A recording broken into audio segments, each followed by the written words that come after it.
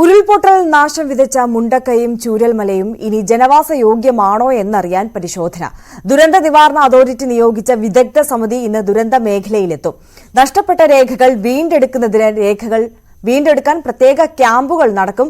Dan കുര്യനാണ് കൂടുതൽ വിവരങ്ങളുമായി അവിടെ നിന്ന് ചേരുന്നത്. ഡാൻ, രണ്ട് പ്രധാനപ്പെട്ട കാര്യങ്ങളാണ്. ഒന്ന്, മുണ്ടക്കയും ചൂരൽമലയും അതൊന്നായി ഉരുൾ കവർന്നെടുത്തതാണ്. അവിടെ ഇനി ജനവാസം യോഗ്യമാകുമോ എന്നുള്ള പരിശോധന നടക്കുന്നു. അതോടൊപ്പം നഷ്ടപ്പെട്ട രേഖകൾ വീണ്ടെടുക്കുക എന്നുള്ളത് അതിജീവിതരെ സംബന്ധിച്ച് ഏറെ പ്രധാനപ്പെട്ട കാര്യമാണ്. അതിനായി ഇന്ന് ക്യാമ്പ് ആരംഭിക്കുകയാണ്, അല്ലേ?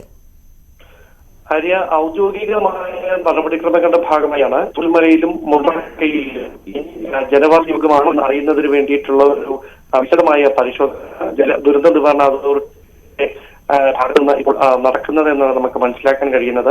പ്രധാനപ്പെട്ട കാര്യം, ഈ രണ്ട് പ്രദേശങ്ങൾ ഏതാണ്ട് പൂർണ്ണമായി തന്നെ ഇല്ലാതായിരിക്കുന്ന ഒരു സാഹചര്യമാണ്. സ്വാഭാവികമായി അതിന് ചുറ്റുമുള്ള സ്ഥലങ്ങളിൽ ഇനി ആളുകൾ വീട് വെച്ച് താമസിക്കുന്ന ഒരു സാഹചര്യം അത് അവർക്ക് ഇപ്പോൾ സങ്കല്പിക്കാൻ പോലും കഴിയുന്നതല്ല. കാരണം കഴിഞ്ഞ ദിവസങ്ങളെല്ലാം ഉള്ളതുമായി കണ്ടുകിട്ടിയ സാധനങ്ങളുമായി ചെറിയ വാഹനങ്ങളിലും വലിയ വാഹനങ്ങളിലുമൊക്കെ നാടയെ വിട്ടു പോകുന്ന കാര്യമായിരുന്നു തുടർച്ചയായി കണ്ടുകൊണ്ടിരുന്നത്.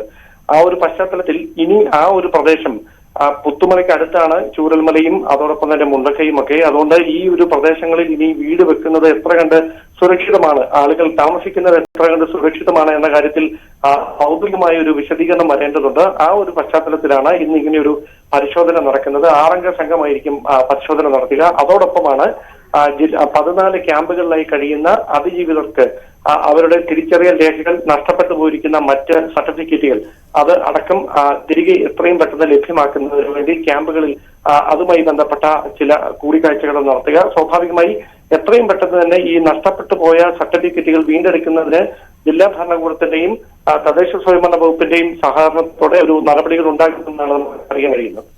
തീർച്ചയായും ഡാൻ കുര്യനാണ് വിവരങ്ങൾ നൽകിയത്. എന്തായാലും ഇന്നത്തെ ഒരു പ്രധാനപ്പെട്ട കാര്യം എന്ന് പറയുന്നത് ഈ വയനാട് ദുരന്തത്തിൽ കാണാതായവർക്കായി ഇന്നും തെരച്ചിൽ നടക്കും. അതേസമയം തന്നെ മുണ്ടക്കൈ ചൂരൽമല മേപ്പാടി നിവാസികളുടെ നഷ്ടപ്പെട്ട രേഖകൾ വീണ്ടെടുക്കുന്നതിന് ഇന്ന് പ്രത്യേക ക്യാമ്പ് നടക്കുമെന്നുള്ളതാണ്. Meppadi government high school, Saint Joseph UP school, Mount Tabor high school എന്നിവിടങ്ങളിലാണ് പ്രത്യേക ക്യാമ്പ് നടക്കുക.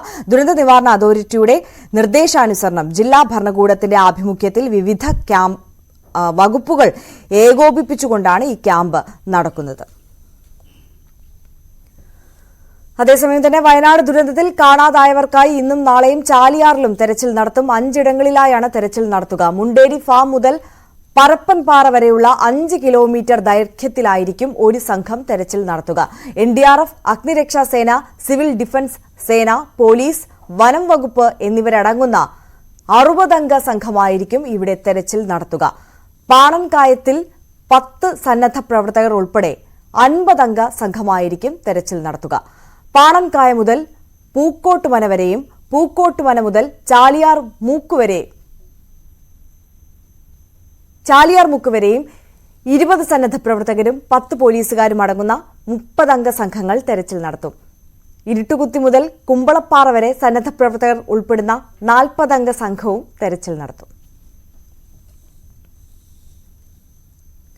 ചൂരൽമലയിലെ ഉരുൾപൊട്ടൽ ദുരന്ത മേഖലയിൽ കാണാതായവർക്കായി തെരച്ചിൽ പുരോഗമിക്കുന്നത് 83ലേറെ മണ്ണുമാന്തി യന്ത്രങ്ങളുടെ സഹായത്തോടെയാണ്. മനുഷ്യർക്ക് എത്തപ്പെടാൻ കഴിയാത്ത ചതുപ്പ് നിലങ്ങളിൽ വലിയ പാറക്കഷ്ണങ്ങൾ നീക്കുന്നതും മണ്ണ് മാറ്റി കാണാതായവർക്കായി തെരച്ചിൽ നടത്തുന്നതും പൂർണ്ണമായും ഈ യന്ത്രങ്ങളെ ആശ്രയിച്ചാണ്. കോഴിക്കോട്, മലപ്പുറം ജില്ലകളിൽ നിന്നുള്ള ക്രഷർ ഓണേഴ്സ് അസോസിയേഷനാണ് ദുരന്ത നിവാരണ അതോറിറ്റിയുടെ നിർദ്ദേശങ്ങളുടെ അടിസ്ഥാനത്തിൽ സ്വന്തം ചെലവിൽ മണ്ണുമാന്തി യന്ത്രങ്ങൾ എത്തിച്ചിരിക്കുന്നത്. ചൂരൽമലയിലെ ഉരുൾപൊട്ടൽ ദുരന്തമുഖത്ത് രക്ഷാദൌത്യത്തിന് വേഗം പകരാൻ 83 ഹിറ്റാച്ചികൾ എത്തിച്ചുകൊണ്ടാണ് ഈ പ്രവർത്തനങ്ങൾ അപകടമുണ്ടായ അല്ലെങ്കിൽ ദുരന്തമുണ്ടായ ദിവസം മുതൽ പ്രവർത്തിച്ചുകൊണ്ടിരിക്കുന്നത്. വലിയ വാടകയ്ക്കാണ് ഈ സംവിധാനങ്ങൾ മലപ്പുറം, കോഴിക്കോട് ജില്ലകളിൽ നിന്നായി ഇവിടേക്ക് എത്തിച്ചിരിക്കുന്നത്. ഇത് ക്രഷർ ഓണേഴ്സ് അസോസിയേഷന്റെ നേതൃത്വത്തിലാണ് ഈ 83 ഹിറ്റാച്ചികളും ഈ സംഭവ സ്ഥലത്ത് സെന്റിനൽ റോക്സിന് സമീപത്തും ബെയിലി പാലത്തിന് സമീപത്തും മുണ്ടക്കൈയിലും ചൂരൽമലയിലും അടക്കം എത്തിച്ച ഈ പ്രവർത്തനങ്ങൾക്ക് നേതൃത്വം നൽകുന്നത് ക്രഷർ ഓണേഴ്സ് അസോസിയേഷന്റെ പ്രതിനിധിയായ ശ്രീ അബ്ദുള്ള എന്നോടൊപ്പം ചേരുന്നു. ഈ 30-ാം തീയതി പുലർച്ചെ മുതൽ ഇവിടേക്ക് ഈ ഹിറ്റാച്ചികൾ എത്തി തുടങ്ങിയതാണ്. ആകെ എത്ര ഹിറ്റാച്ചികളാണ്? എങ്ങനെയാണ് നിങ്ങൾ ഇതിന്റെ പ്രവർത്തനം ഏകോപിപ്പിക്കുന്നത്? ഞങ്ങള് പിന്നെ കളക്ടറും ജിയോളജിസ്റ്റും വിളിച്ച പ്രകാരമാണ് ഞങ്ങൾ ഈ വണ്ടികൾ വന്ന് കയറ്റി വരുന്നത്. 31-ാം തീയതി ആണല്ലേ നമ്മളന്ന് 31-ാം തീയതി വന്നത്. അതിനുശേഷം ഇവിടെ വന്നു. പിന്നെ നമ്മളെ റിസ്ക് തന്നെയാണ് വണ്ടികൾ അന്ന് ഇവിടെ കൊണ്ടുവന്നത്. ഡീസലും കാര്യങ്ങളും വണ്ടി ലോറികളും ഒക്കെ ഏർപ്പാടാക്കി ഇവിടെ കൊണ്ടുവന്നു. ഇതിന്റെ ചെലവ് എങ്ങനെയാണ്? ഈ ഹിറ്റ് ചെലവ് പറഞ്ഞാൽ ഒരു വണ്ടി ഇവിടെ വന്ന് ഡീസലും കാര്യങ്ങളും എല്ലാം കൂടെ വെച്ച് തിരിച്ചു കൊണ്ടുപോകുമ്പോൾ ഒരു 80,000 ലക്ഷം റുപ്യന്റോളം ഒരു ഹിറ്റാച്ചിക്ക് ചെലവ് വരും. അങ്ങനെ 83 ഹിറ്റാച്ചികൾ വരും. അതായത് 83 1 കോടി രൂപയ്ക്ക് അടുത്ത് ഇതിന്റെ തന്നെ ചെലവ് വരും. ജില്ലയിൽ തന്നെ 35 ഹിറ്റാച്ചികളുണ്ട്. മലപ്പുറം ജില്ലയിൽ. ഇതിന് ഈ സർക്കാർ ഇതിന് നിങ്ങൾക്ക് ഏത് തരത്തിലുള്ള ഒരു സഹായമാണ് ചെയ്യുന്നത്? ഇതിന്റെ ഇന്ധനത്തിനാണോ അതോ? അല്ല, ഇന്ധനത്തിന് ഇവിടെ വന്നിട്ടുള്ളതിന് ശേഷമുള്ള ഇന്ധനം സർക്കാർ തരുന്നുണ്ട്. അല്ലാതെ നമ്മൾ അവിടുന്ന് ടാങ്ക് ഫുള്ളാക്കിയിട്ടാണ് വണ്ടി ഇവിടെ കൊണ്ടുപോകുന്നത്. ഏതൊക്കെ സ്ഥലങ്ങളിൽ നിന്നാണ് ഇവിടെ എത്തിച്ചിരിക്കുന്നത്? മലപ്പുറം, പിന്നെ കോഴിക്കോട് തന്നെയാണ്. ഞങ്ങളൊക്കെ മലപ്പുറം കോഴിക്കോടൊക്കെ വരുന്നത്.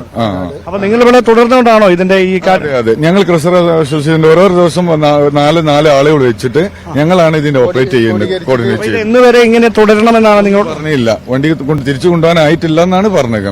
അതായത് എന്ന് വരെ രക്ഷാദൌത്യം തുടരും അന്ന് വരെയും ഇവിടെ തുടർന്നു പോകും. എന്തായാലും ഈ 83 ഹിറ്റാച്ചികളിൽ ഈ അപകടമുണ്ടായ 8 കിലോമീറ്റർ മേഖലകളിൽ സ്വാഭാവികമായി എനിക്ക് പിന്നിൽ ഇപ്പോഴും ആ മണ്ണ് നീക്കി അവിടങ്ങളിൽ മാർക്ക് ചെയ്യപ്പെടുന്ന സ്ഥലങ്ങളിൽ പരിശോധന നടത്തുന്നത് ഈ വലിയ ഹിറ്റാച്ചികൾ ഉപയോഗിച്ചുകൊണ്ടാണ്. കാരണം ഈ അപകടമുണ്ടായ സ്ഥലത്ത്, ഈ ദുരന്തം ഉണ്ടായിരിക്കുന്ന സ്ഥലത്ത് മനുഷ്യർക്ക് അങ്ങ് നേരിട്ട് ഇറങ്ങിച്ചെല്ലാൻ കഴിയില്ല. കാരണം വലിയ ചതുപ്പാണ്. 3 ആൾ താഴ്ചയൊക്കെയുള്ള സ്ഥലങ്ങളുണ്ട്. മുകളിൽ നോക്കിയാൽ മണ്ണാണെന്ന് തോന്നുന്നു. പക്ഷേ കാല് പതിച്ചാൽ നേരെ മണ്ണിൽ കൂപ്പുകുത്തുന്ന സാഹചര്യമായിരിക്കും. അത്തരത്തിലുള്ള മേഖലകളിലേക്ക് ഈ ഹിറ്റാച്ചികളിലെത്തി മണ്ണ് നീക്കം ചെയ്താണ് അവിടെ ഈ ദുഷ്കരമായ പരിശോധനകൾ തുടരുന്നത്. അതിനാണ് ഇത്തരത്തിൽ ക്രഷർ ഓണേഴ്സ് അസോസിയേഷന്റെ നേതൃത്വത്തിൽ ഈ ദുരന്ത നിവാരണ അതോറിറ്റിക്ക് അവർക്ക് പിന്തുണ നൽകിക്കൊണ്ട് ഈ ദുരന്തമുഖത്തേക്ക് ഈ ഹിറ്റാച്ചികളുമായി അവർ എത്തുന്നത്. സ്വാഭാവികമായി അനുകരണീയമായ ഒരു മാതൃക. ഈ ദുരന്തമുഖത്തേക്ക് ഈ വലിയ ഭാരിച്ച ചിലവ് അത് സ്വന്തം കയ്യിൽ നിന്ന് എടുത്തുകൊണ്ടാണ് ഈ ഹിറ്റാച്ചികൾ രക്ഷാദൌത്യത്തിന്റെ ഭാഗമായി സജീവമായി ഇപ്പോഴും ഇവിടെ പ്രവർത്തിച്ചുകൊണ്ടിരിക്കുന്നത്.